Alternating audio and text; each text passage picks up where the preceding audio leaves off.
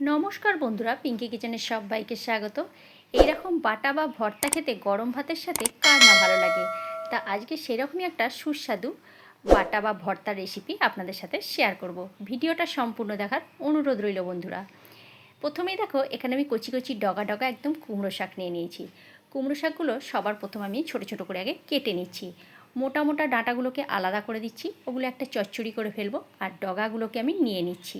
ডগের কচি কচি পাতাগুলো এবং কচি ডাঁটাগুলোকে আমি হাতে করে খুব ভালো করে এখানে কুচিয়ে একটা ঝুড়ির মধ্যে নিয়ে নিলাম। আর খুব সুন্দর করে এগুলোকে আমি ভালো করে নুন জল দিয়ে চটকে চটকে ধুয়ে নিচ্ছি। দেখো, আমার ধোয়া হয়ে গেছে। আমি পরিষ্কার করে ধুয়ে একটা ঝুড়ির মধ্যে জল ঝরতে দিয়ে দিয়েছি। এবারে একটা ফ্রাইং প্যান বসিয়ে দিয়েছি। প্যানের মধ্যে আগে সবার প্রথম আমি কুমড়ো পাতাগুলোকে দিয়ে দিচ্ছি।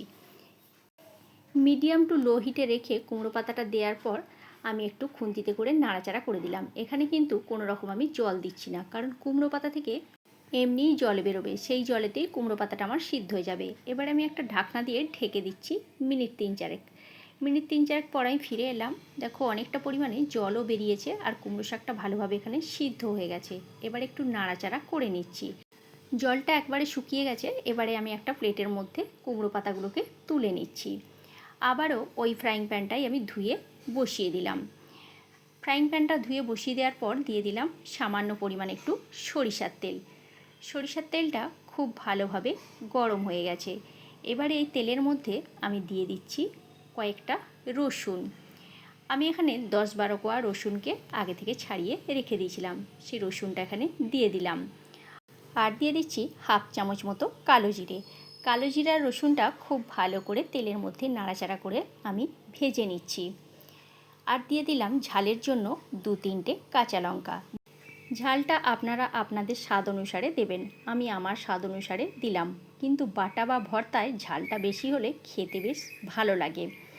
বন্ধুরা, আমার এই ছোট ছোট ভিডিও রেসিপি আপনাদের যদি ভালো লেগে থাকে, ছোট্ট একটা লাইক করবেন আর কমেন্ট করে বলবেন রেসিপিগুলো কেমন লাগছে। যদি ভালো লেগে থাকে অবশ্যই বন্ধুবান্ধবদের সাথে শেয়ার করে দেবেন। আর যদি নতুন বন্ধু হয়ে থাকেন তাহলে আমার চ্যানেলটা সাবস্ক্রাইব করার অনুরোধ রইল।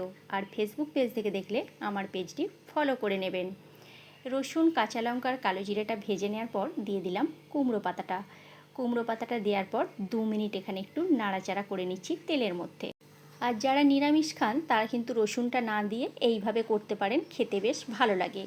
গরম ভাতের সাথে এরকম ভর্তা বা বাটা খেতে দুর্দান্ত লাগে। 2 মিনিট আমার এখানে নাড়াচাড়া করা হয়ে গেছে। এবারই এটাকে আমি নামিয়ে নিচ্ছি। নামিয়ে নিয়ে কিছুক্ষণ আগে ঠান্ডা হতে দেব। ঠান্ডা হওয়ার পর আমি এটাকে শিলপাটায় বেটে নেব। কিছুক্ষণ ঠান্ডা হতে দিয়েছিলাম। ঠান্ডা হওয়ার পর আমি শিলপাটায় এটাকে নিয়ে নিয়েছি। এবার খুব সুন্দরভাবে আমি শিলের মধ্যে এটাকে বেটে নেব। আপনারা চাইলে এটা মিক্সিতেও বেটে নিতে পারেন। আমি বাটার সময় এখানে দিয়ে দিলাম স্বাদ মতো নুন। বাটা বা ভর্তা শিলপাটায় বাটলে কিন্তু তার স্বাদ দ্বিগুণ বেড়ে যায়।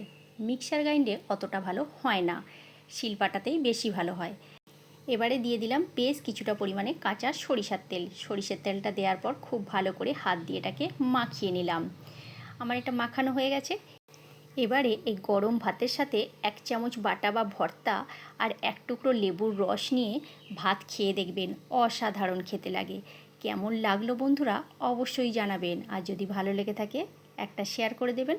আজকের মতো তাহলে এইখানেই, নেক্সট ভিডিওতে দেখা হচ্ছে।